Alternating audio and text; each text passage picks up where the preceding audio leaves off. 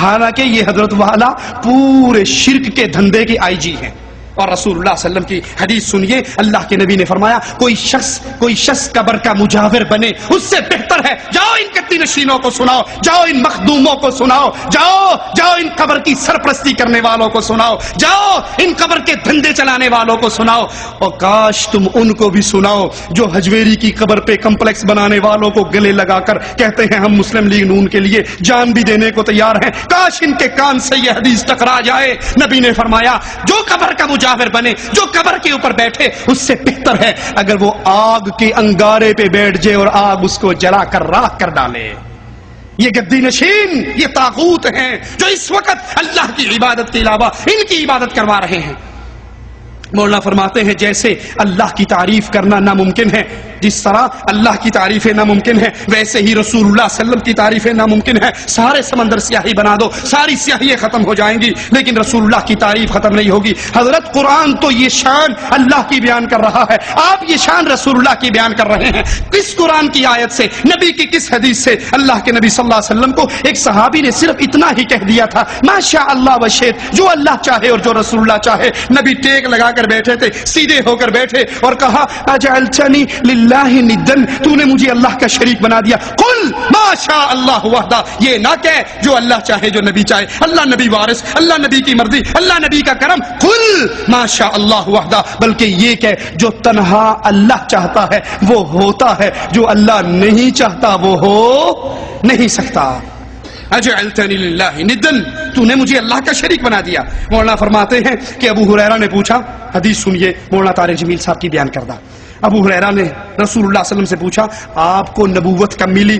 تو آپ نے فرمایا ابھی آدم علیہ السلام کا کہیں وجود نہیں تھا اور اللہ مجھے محمد کو نبی بنا چکا. کب تھے، کب نبوت ملی؟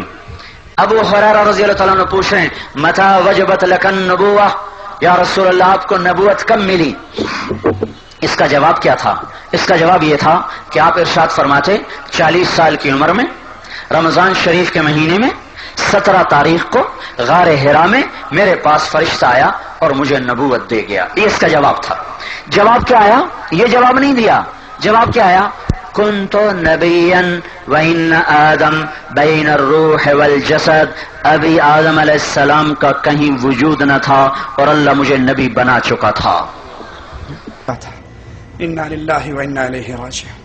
اے کاش مولانا آپ ہر پڑی ہوئی چیز کو بیان کرنے سے پہلے ایک لمحے کے لیے رک کر یہ تو سوچ لیں کیا یہ اللہ کے نبی کی حدیث ہے یا آپ کے ذمہ جھوٹ باندھا گیا ہے. کیونکہ رسول اللہ صلی اللہ علیہ وسلم نے فرمایا، رسول اللہ صلی اللہ علیہ وسلم نے فرمایا من کذب علی متعمدا، جو جان بوجھ کے بغیر تحقیق کے میرے اوپر جھوٹ باندھتا ہے وہ اس دنیا میں رہتے ہوئے اپنا ٹھکانہ جہنم میں بنا لے. او کما قال علیہ الصلوۃ والسلام. کاش اس من گھڑت روایت، اس جھوٹی روایت کو فرمان رسول کہتے ہوئے آپ کی زبان لڑکھڑا جاتی، آپ رک جاتے. یہ حدیث رسول نہیں ہے، یہ جھوٹ ہے جو محمد رسول اللہ صلی اللہ علیہ وسلم کے ذمہ لگایا گیا.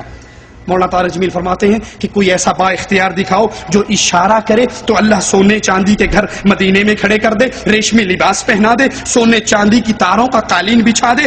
لیکن نبی اتنے با اختیار ہونے کے باوجود مدینے کے کچے گھر کے اندر آپ نے ساری زندگی گزار دی. نبی مختار کل ہیں، نبی با اختیار ہیں. یہ دعویٰ مولانا طارق جمیل کا اپنے سامنے رکھنا اور قرآن حکیم کی آیات کو سننا. وَقَالُوا لَن نُؤْمِنَ لَكَ حَتَّى تَفْجُرَ لَنَا مِنَ الْأَرْضِ يَنبُوعًا. کفار مکہ جن کی ہدایت کے لیے نبی تڑپتے تھے، جن کے بارے میں قرآن کہتا ہے اے نبی فَلَعَلَّكَ بَاخِعٌ نَفْسَكَ عَلَىٰ آثَارِهِمْ إِن لَّمْ يُؤْمِنُوا بِهَٰذَا الْحَدِيثِ آسَفًا. اس غم میں کہیں اپنے آپ کو ہلاک تو نہیں کر لو گے کہ یہ لوگ مسلمان کیوں نہیں ہوتے. اب وہ سارے مسلمان ہونے کے لیے آئے لیکن نبی سے کوئی ڈیمانڈ کر رہے ہیں کہ ہم تیرے اوپر ایمان لے کر آئیں گے، پہلے تو اس مدینے کی زمین سے چشمے جاری کر کے دکھا. او تکون لک جنت من نخیل وعنب، تیرے لیے باغات ہوں جس میں کھجورے ہوں، جس میں انگور ہو. فتفجر الانہار، اس کے درمیان نہریں، خلالها تفجیرا، تو اس کے درمیان نہریں چلا کر دکھائے. تیرے ذاتی باغات ہو جس میں نہریں چلتی ہو.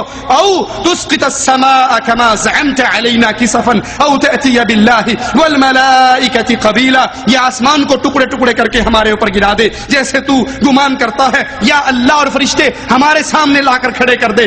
او یکون لک بیت من زخرف، یا تیرے لیے سونے کا گھر ہو او ترقا فی السماء، یا تو آسمان میں چڑھ جائے، یہ ساری ڈیمانڈ کر رہے ہیں تیرے لیے سونے کے گھر ہوں۔ مولانا طارق جمیل کہتے ہیں نبی اتنے با اختیار، اشارہ کر دے سونوں کے گھر بن جائیں۔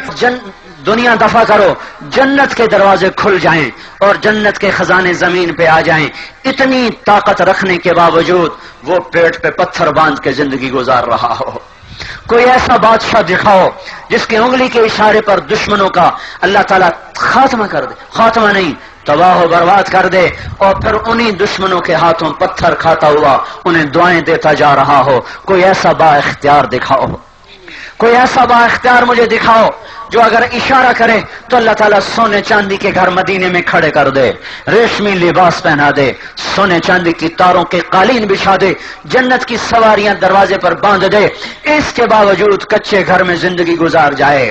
اور یہ کفار مکہ کہہ رہے ہیں مسلمان ہونے کے لیے تیار ہیں، تیرے باغات ہوں، تیرے سونے کے گھر ہوں، تیرے لیے باغات میں نہریں چلتی ہوں۔ اللہ با اختیار، یاد رکھنا اہل حدیث کے ادنا سے بیٹے کا جملہ، اللہ با اختیار، کائنات ساری بے اختیار، وہ با اختیار اللہ اپنے نبی سے کہتا ہے اے نبی کہو قل سبحان ربی، اے یہ ڈیمانڈ کرنے والوں میرے لیے سونے کے گھر ہو، یہ ڈیمانڈ کرنے والوں آسمان گر جائے، یہ ڈیمانڈ کرنے والوں میرے باغات ہو اس میں نہریں چلتی ہو، سنو قل، اے نبی کہہ دو سبحان ربی، میرا اللہ پاک ہے، هل كنت الا بشر الرسولا، میں تو ایک آدمی انسان، ایک آدمی، ایک بشر، ایک رسول تمہارے پاس آیا ہوں، جو کچھ تم ڈیمانڈ کر رہے ہو یہ میرے اختیار میں نہیں، عرش والے کے اختیار میں۔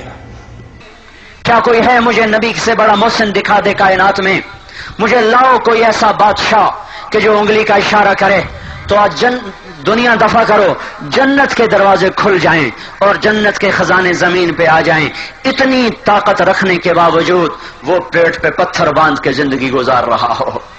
کوئی ایسا بادشاہ دکھاؤ جس کے انگلی کے اشارے پر دشمنوں کا اللہ تعالیٰ خاتمہ کر دے، خاتمہ نہیں تباہ و برباد کر دے، اور پھر انہی دشمنوں کے ہاتھوں پتھر کھاتا ہوا انہیں دعائیں دیتا جا رہا ہو۔ کوئی ایسا با اختیار دکھاؤ، کوئی ایسا با اختیار مجھے دکھاؤ جو اگر اشارہ کرے تو اللہ تعالیٰ سونے چاندی کے گھر مدینے میں کھڑے کر دے، ریشمی لباس پہنا دے، سونے چاندی کی تاروں کے قالین بچھا دے، جنت کی سواریاں دروازے پر باندھ دے، اس کے باوجود کچے گھر میں زندگی گزار جائے۔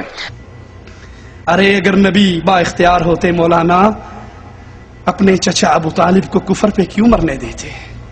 گئے آخری لمحات میں گئے، سیڑھی قیدیوں میں بیٹھے، کھسکتے ہوئے جگہ بناتے ہوئے سرہانے پہ پہنچے، اپنے کانوں کو آقا کے لبوں پہ رکھا، کہا قل یا عمی قل لا الہ الا اللہ فی اذنی احاج لک بہ عند ربی یوم القیامہ۔ چچا ایک دفعہ ہی کلمہ پڑھ لے، میں رب کے درمیان میں، رب کے دربار میں پیش کروں گا۔ ابو بکر نے پڑھا، عمر و عثمان و علی نے پڑھا، اللہ میرے چچا نے بھی پڑھا تھا، زور سے نہیں پڑھا تھا، میرے کان میں پڑھا تھا، میں گواہ ہوں، اللہ میرے چچا کو بھی زبان حال سے کہنے دیجئے، نبی کے جذبات کی ترجمانی کرنے دیجئے کہ اللہ ایک مرتبہ اس نے میرے کان میں پڑھا تھا، اس کو جنت دے دے۔ اور ابو جہل کہہ رہا تھا